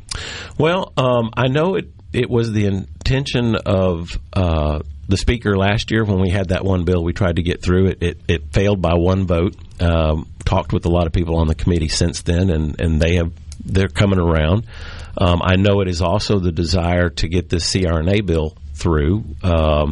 And I believe it perfectly lines up to also include our nurse midwives. Okay. And I hope, but you know how the system works. Yep. It may get through the House, and as soon as it does, then the lobbyists get unleashed on and whoever's got the deepest pockets usually tends to try and drive the outcome when it goes over to the Senate. Would this be Public Health Committee over there? Yeah, Public Health. Hobb. Yeah. Senator Bryan. And we know where he kind of stands already on most of that. But hopefully, I don't know. Well, he's got a history of opposing any kind of changes in that. He doesn't that like area. that. And receiving thousands of dollars from MSMA. So one thing that I'll give certainly Getty credit for, because she said it on the show and it struck me and it stayed with me, and she basically said, if we're working with these expectant mothers and we're giving them the roadmap for how to ensure they have a successful low-risk pregnancy, and they don't follow our rules, we just kick them out, is kind of what you said. I may be paraphrasing a bit there. That's what we do, yeah. But we kick them out. I mean, so I can't force it on them. applaud you for that. Yeah. And I guess the only point I was making is I hear that same complaint not just from OB/GYN practitioners, across the board within the physician community, is the patients would just do what we tell them to do, right? Yeah. Well, just consider this for a moment. Go ahead. Okay, there are only 5 physicians per per every 10,000 women I in the get childbearing it. It's a numbers thing. We got to go. Appreciate it, guys. Middays with Gerard Gibert. It is on SuperTalk Mississippi.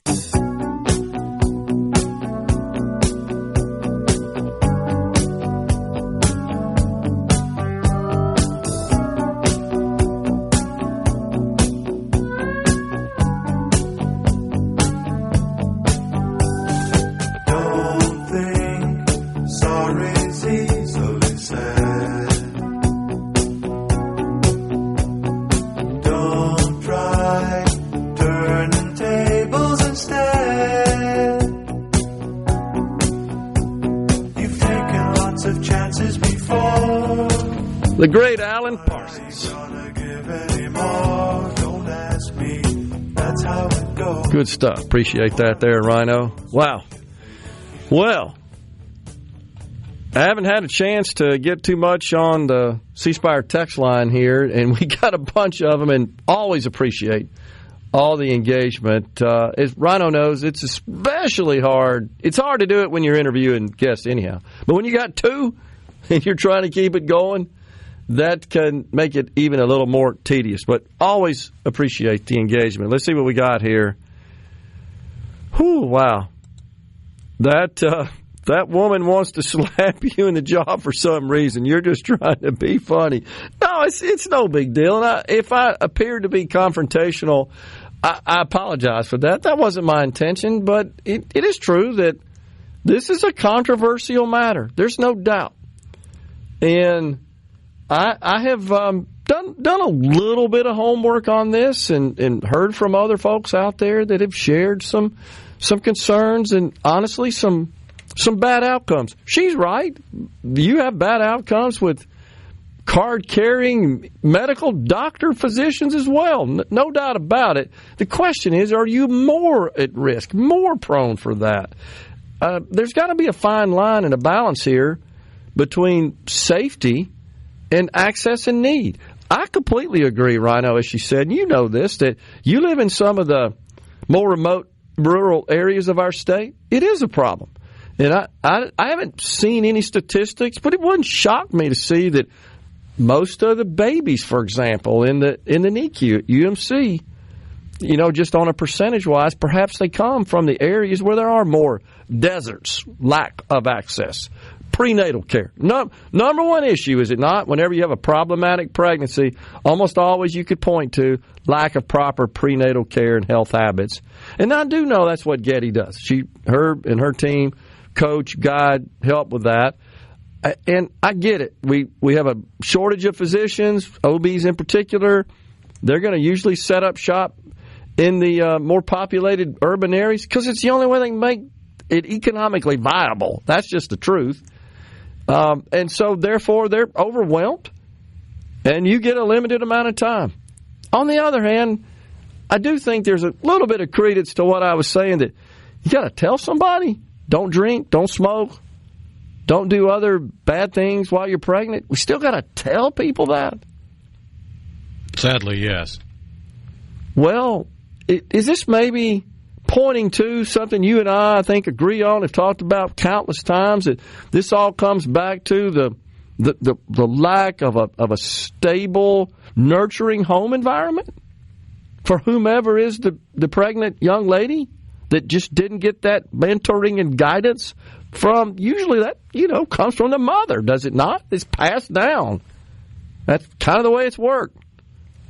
And I just feel like we got to take the covers off and really discuss the true root cause of some of these problems. And it is true that we rank low compared to the other states in all these categories. And that's a bad thing. Nobody wants that. We don't want sick mothers, sick babies, and all the rest that is associated with that.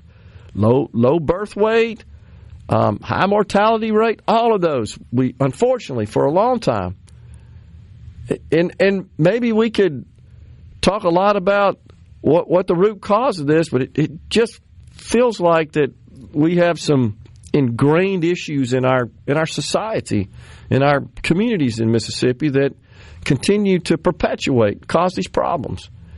How do we address that? And I know Getty works her rear off and her team. Because you remember when she was on the show, if they don't do it, we tell them we're just going to kick them out. Remember that? And the other thing she was trying to achieve was insurance coverage for her services, as I recall, was the big challenge she had. And like Medicaid, won't cover what she does. And I think, it's not a thing. I remember her saying, yeah, we tell them, you can't smoke, you can't drink, you got to lose some weight, you got to exercise and all that kind of stuff. If you don't do it, cut them off of Medicaid. You remember her saying that, Rhino? I don't think I'm exaggerating or misrepresenting that. That stuck with me. It really does, like 2 years ago. And that sounds like a hard line. I get it to a lot of people, but man, we got to do something because we're all paying for this.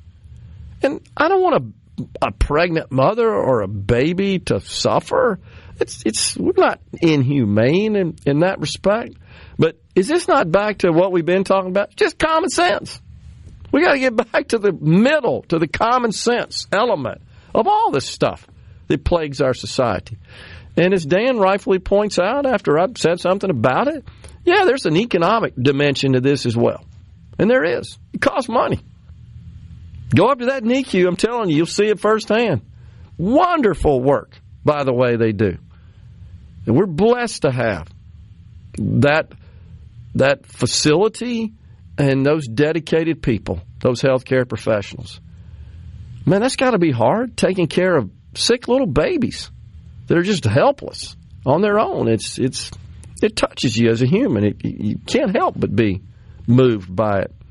But when so much of it is preventable, gosh, we got to do something. So I don't know if this is a solution or not. On the surface, it certainly makes sense. And I do believe that, well, maybe it's a situation where this ain't perfect, but it's better than nothing, right? Because that's what's happening in a lot of cases, nothing. And you know that, Rhino, and they don't get any kind of continuous prenatal care. Then they show up, and they're dilating or it's time to deliver, and all kinds of problems surface because of that. I'm not misrepresenting that from a medical perspective, I don't think. And so, yeah, if it means that we could have people in the field, midwives that maybe are objectionable to certain healthcare professionals, but the alternative is nothing. That's what's happening now. Well, that's not right either.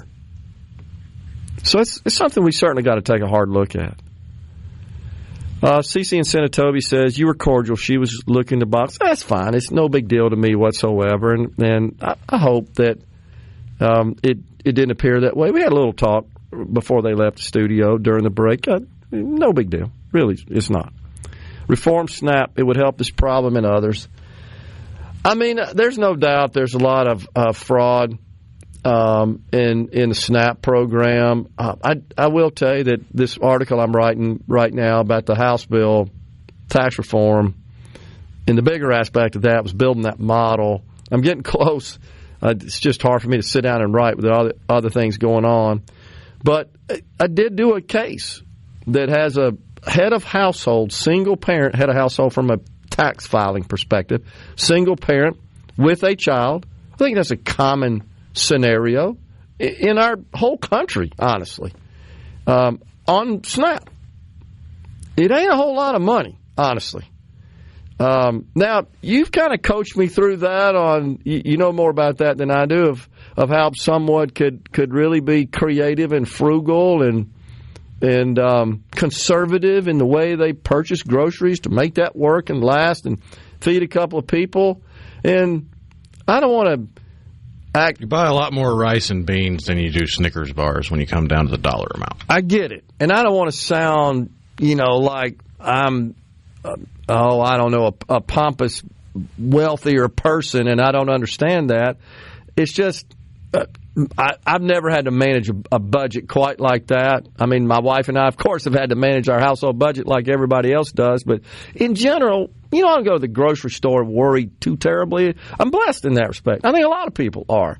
So I haven't had to figure out, how do I make this last 2 weeks, for example? When you're young and single and trying to have somewhat of a social life, you find ways to cut back, and one of those is how much money can I save on food? I totally get it. Because I got to have food, but do I have to spend this much on it? And I'm not, again, trying to be just naive or what do I say, just not totally aware of that situation. Just in looking at the money, it looks like it's not a lot to me. That's all I'm saying. It's I can't imagine running a food grocery household. Because remember, everything you need to operate a household isn't covered by SNAP. Well, that's the S in it. Supplemental. Right. You're right. It's not supposed to be the end-all, be-all, covers everything. And to your point, in the model I built, I shared that with you. I assume, this ain't enough for your groceries, for your food. I'm adding a little bit more to that just to show you the impact to your taxes because I didn't feel like it was enough. It's what they are allowed to buy. There's no doubt, talking about the SNAP program, there needs to be some reforms there to restrict that more to what would be, I think, more valuable nutrition. I agree. We got the final segment of Middays on the other side of this break.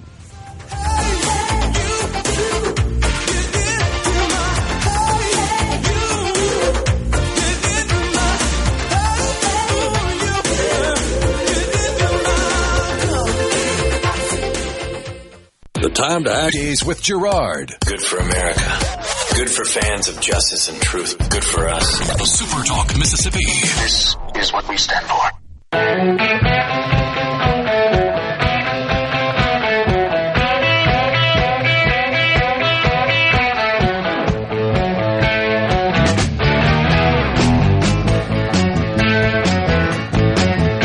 Welcome back, everyone. Final segment, man. It's another one. We need more time, Rhino. Let's see. There's an interesting one here from the 228. I'm a pediatrician, and I want to clearly state that OBs save the lives of women and children because of the expert care that they can uniquely provide because of their surgical expertise and clinical judgment. I have been in emergency C-sections in which the OB responded to the call regardless of the time of day or night and often without knowing anything about the payer status of the patients. Also, collaboration between all types of health care providers is essential. Van in Ocean Springs. Appreciate that, Van. Van, I will tell you that I'm not going to name them on the air. I guarantee it's people here in central Mississippi that are OBs. And they're well known, and I have observed the same. And they will often just looking for an ear, to kind of bend. They don't name names, of course, and disclose identities, and they'll share some of their experiences. And I believe that. I've got one, Rhino. I may have shared this before that says inevitably when the fair is in town, every year. He's doing a delivery for somebody that works at the fair. This guy, no insurance, of course. And he told me this year, he knew it, kind of laughed about it, knew, I'm not going to get paid for this, but just as the doctor says here, they're not going to tell the mother, I'm not the expectant mother, I'm not delivering this baby. Of course they are. Successfully, I might add. At any time, day or night. Because last time I checked, them babies don't text you and say, I'm ready to go. And what he told me was, this is no kidding. He was paid with a stuffed animal from the fair. They brought it by. Knew he had grandchildren and brought that by. I'm not kidding. Like we're trading roosters for payment or something. Well, I mean, you do usually wind up spending about $75 to $100 to get that Rastafarian banana that's 3 feet tall. That's true. It kind of works out that way intentionally, doesn't it? Not saying $100 covers a childbirth, but I mean, it is a pretty pricey stuffed animal. Gerard, your conversation is 100% spot on. This lady's blaming OBs for a culture that is not going to change. I know it sounded like that, and maybe my questioning of her kind of made it seem that I perceived it that way. I just had a little issue with they do it for money. And look, Rhino and I were just talking about this. Of course they do it for money. Who out there doesn't do their work for money? Come on. I'm sick of that crap. And I'm not trying to blast Getty here whatsoever. That is a prevailing attitude. Everything's about the money, about the money.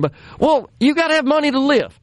You spend a whole bunch of your life and your money to become a medical doctor, an OBGYN, to deliver babies and take care of pregnant women. You got to get paid for it. And because you've got sort of unique skills, and not everybody can go through that process and perform those services, it's a demand and supply deal, man. That's the way it's supposed to work. How do we get back to people realizing that? So I'm not prepared to throw all the doctors under the bus and say, oh, they should care about money. No, I know that's not the case. I got too many examples and friends that, just like the doctor said here, they're not telling anybody no.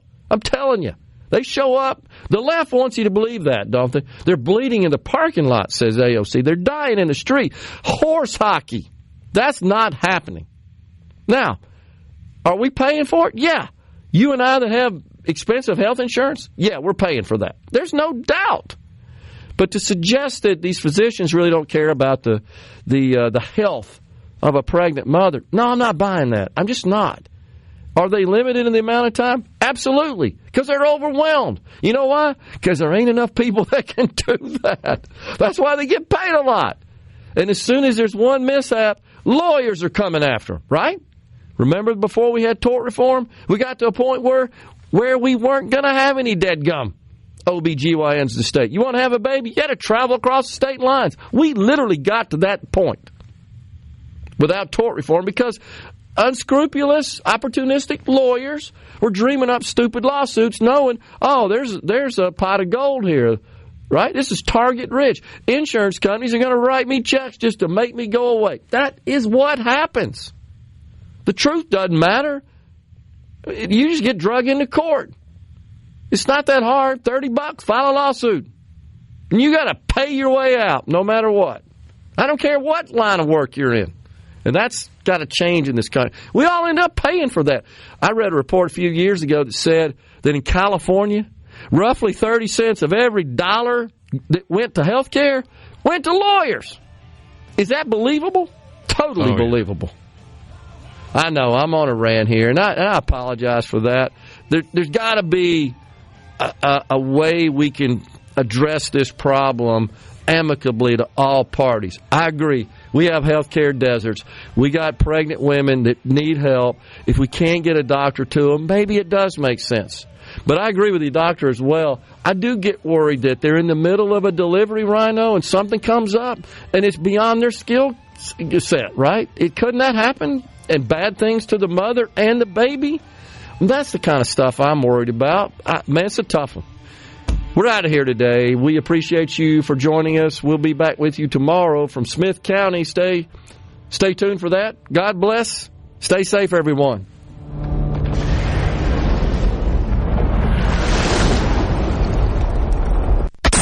A SuperTalk Mississippi Media production.